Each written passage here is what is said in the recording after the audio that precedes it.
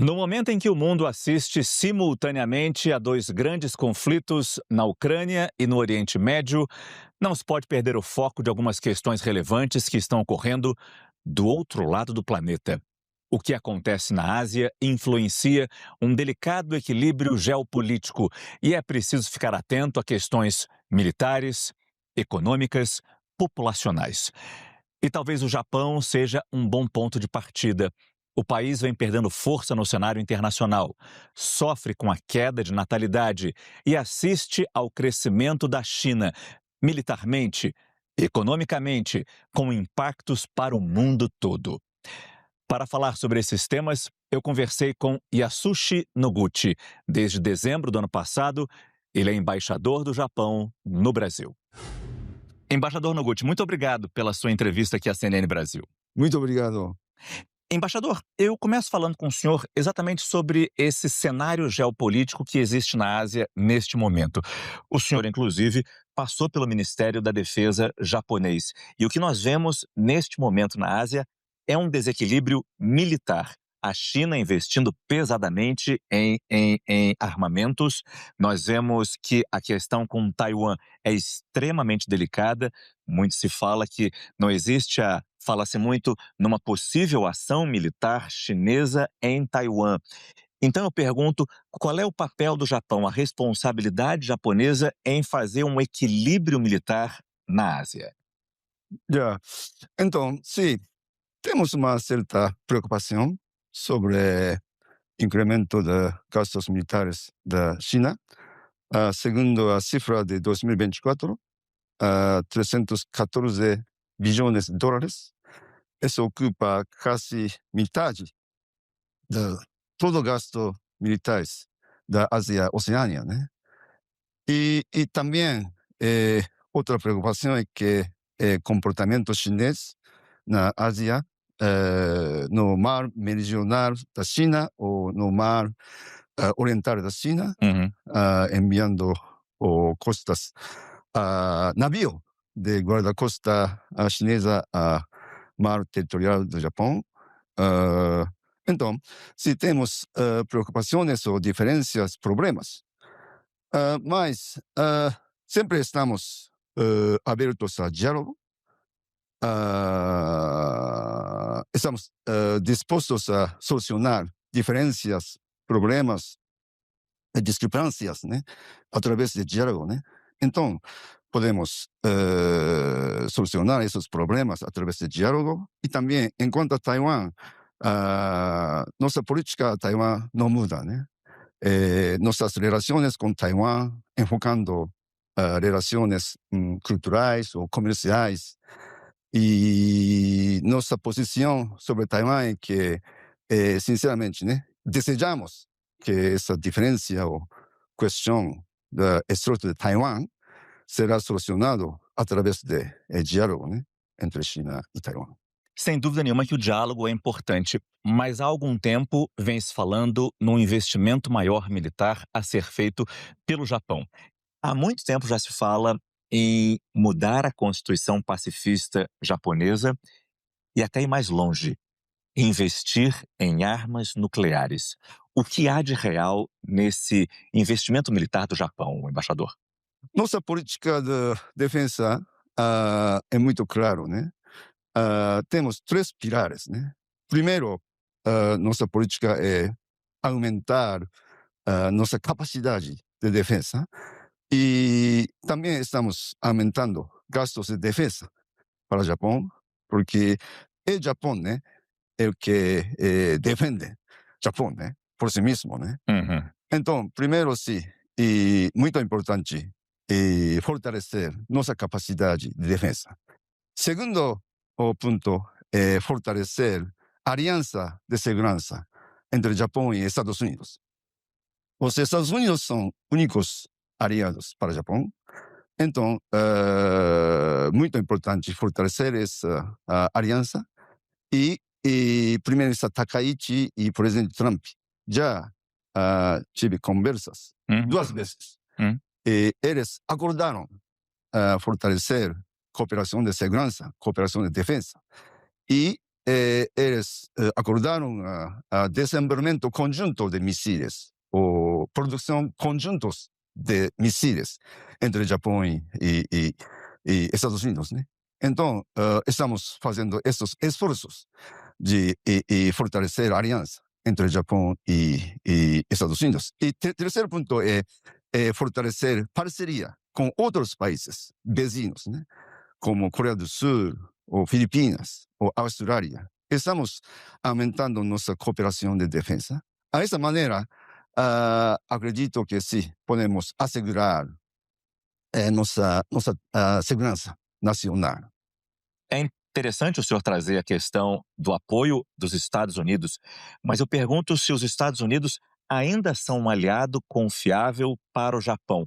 Recentemente, Donald Trump, assim como ele faz com os aliados europeus, recentemente ele criticou os gastos militares que os Estados Unidos têm em manter bases na Coreia do Sul. Recentemente, ele esteve na China numa visita praticamente inédita, um presidente americano indo visitar Pequim. Eu pergunto até que ponto os Estados Unidos são um aliado, como o senhor bem disse, mas um aliado confiável. Então, como dizia, estamos muito seguros, né? Sobre compromisso dos Estados Unidos. E também é muito importante esforço de Japão mesmo, né? Enquanto a fortalecimento da capacidade de defesa. Estamos aumentando nossos gastos de defesa para o Japão e também para nós presença de bases militares americanas também é muito importante para deter qualquer agressão, né? Então, acredito que sim, esse compromisso dos Estados Unidos sobre aliança entre o Japão e os Estados Unidos não muda, e isso, sim. Trazer um pouco essa conversa aqui para o nosso continente, já que o Japão iniciou formalmente a negociação para um acordo de parceria econômica com o Mercosul. Nós sabemos o peso que o Brasil tem dentro do Mercosul. Então eu pergunto, o que particularmente interessa ou mais interessa ao Japão nesse acordo? Já. Então, o mundo, né, incluindo o Japão, estamos enfrentados com desafios, né? Desafios para livre comércio, né? Então, tanto o Japão como o Mercosul, incluindo o Brasil, né? Estamos muito interessados em fortalecer ordem internacional livre e aberto, ordem internacional econômico, né? Livre e aberto. E essas negociações entre Japão e Mercosul sobre acordo ou de parceria econômica é muito importante e queremos facilitar ou aumentar mais comércio através desse acordo e também queremos facilitar investimento japonês, né? E Japão é parceiro tradicional para o Brasil, né? Histórico, né? E estamos muito orgulhosos de investimento japonês no campo de agricultura, no campo de indústria manufactureira. E entendo que sim, empresas japonesas podem sim criar empregos, né, aqui em Brasil, empregos de qualidade, né?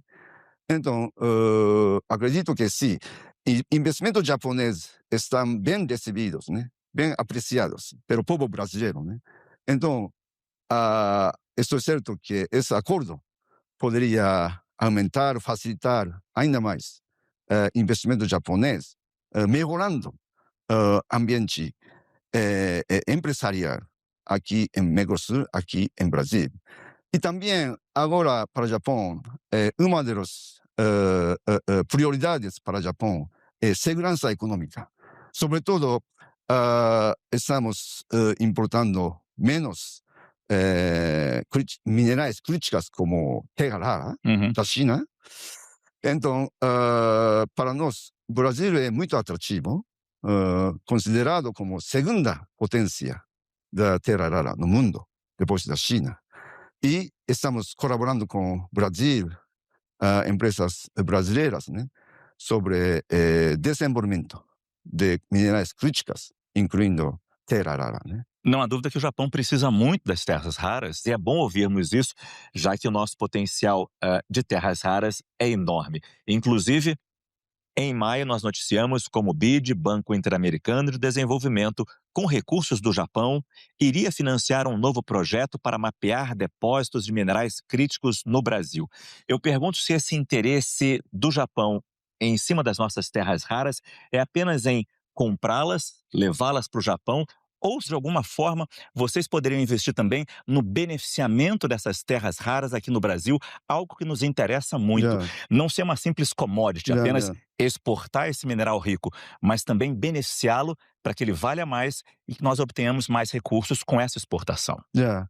Então, é um ponto muito importante, né? Porque o governo brasileiro, o presidente Lula, né, Hum, sempre enfatiza esse aspecto de criar valor agregado, né? Não só exportar minerais, né? Então, valor agregado. se, por exemplo, algumas empresas japonesas colaborando com uma empresa brasileira, CBMM, que produz niobe, né? Uhum, E estão se colaborando para fazer bateria da próxima geração, hum. usando o nióbio de CBMM, né? Esta maneira, se podemos criar ou podemos fazer algo valor agregado, né? E contando com a empresa japonesa ou tecnologia japonesa, né? Estamos dispostos a ajudar, facilitar o Brasil, né? Para esse aspecto de valor agregado sobre minerais críticas, incluindo terra rara, né? Agora, sobre esses possíveis novos investimentos japoneses no nosso país, a gente sabe o quanto algumas nações estrangeiras, quando olham o nosso país, veem muito as potencialidades, mas veem também as instabilidades. Instabilidades econômicas, instabilidades políticas, que o Brasil, infelizmente, teve nos últimos anos. Eu pergunto até que ponto isso preocupa os investidores japoneses e o que seria necessário para trazer mais segurança, até segurança jurídica, para mais investimentos Uhum, japoneses aqui no Brasil. uhum. Então, sim, temos muito contatos, comunicações com empresas japonesas, né? E, sim, algumas empresas japonesas têm dificuldade da processo burocrático, o processo administrativo, demora tempo, mas acredito que sim, por exemplo, esses acordos entre Japão e Mercosul, né? Isso poderia facilitar ou melhorar condições empresariais e isso sim, um ponto nas negociações, né, que o Japão presta mais atenção enquanto a negociações com Mercosul sobre esse acordo. Uhum. O Japão enfrenta enormes desafios econômicos neste momento, para citar apenas alguns. O país tem a maior relação dívida pública PIB do mundo, o iene está desvalorizado como nunca esteve. E o mundo observa neste momento com preocupação e até um certo temor essa crise econômica japonesa. O governo do Japão pensa em fazer algum tipo de intervenção na economia? Aham. Então, recentemente, né, a primeira-ministra Takaichi anunciou novo plano econômico para reativar a economia japonesa. E uma das prioridades é que estamos conscientes de que o Japão tem que aumentar potencial de crescimento econômico. E para isso, precisa investir para o futuro, né? E o primeiro-ministro Takaichi identificou alguns sectores estratégicos, né? E como semicondutores, ou inteligência artificial, espaço, ou essas coisas, né? E o objetivo desse plano é alcançar investimento público-privado em total 240 trilhões de ienes em 2040. Esse é o objetivo, né? Meta, né? E como quase 80 bilhões. Sim, quase 8 trilhões de reais em reais brasileiros, né? Então, sim, investimento para o futuro, né? Investimento público-privado em essas áreas estratégicas já estão identificados e setor privado, setor público, né? Vai trabalhar juntos, né? Para alcançar esse investimento. E também, como dizia, segurança econômica, né? Como conseguir, como obter essas minerais críticas. Também ponto importante para reativar a economia japonesa. E essas coisas, né, são muito importantes para a reativação da economia japonesa. Talvez um dos desafios maiores para a economia japonesa seja a falta de mão de obra. Ano após ano, censo após censo, o que a gente percebe é que a população japonesa está diminuindo. Há mais mortes do que nascimentos no Japão neste momento. Muitos países enfrentam esse problema, mas acabam equilibrando, solucionando com a imigração. E nós sabemos que existe uma resistência cultural até no Japão à imigração. Pergunto até que ponto o país pode receber novos imigrantes, especialmente os brasileiros, visto a nossa histórica relação. Então, sim, falta de mão de obra, ou população diminuindo, né? É um desafio muito grande para o Japão e o governo japonês está fazendo muitos esforços para revertir, né, essa tendência de baixa taxa de nascimento, né?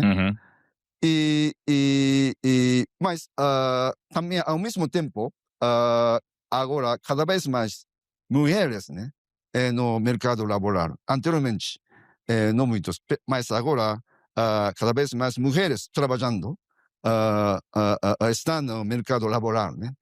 E também agora, Japão é uma sociedade envelhecida, mas agora, pessoas idosas, né, têm muita saúde, né? E pode continuar trabalhando, né? E também estamos facilitando pessoas idosas, né? Continuar trabalhando, 60, 70, né? E também podemos usar tecnologia como inteligência artificial. Isso ajuda muito, né? Para menos demanda de mãos de obra, né? Mas, sim, é verdade que em alguns setores, né, estamos contando com trabalhadores estrangeiros. No Japão, né, como sabem, temos 210 mil brasileiros trabalhando muito e contribuindo à economia japonesa. Apreciamos muito esses labores ou esforços brasileiros morando no Japão e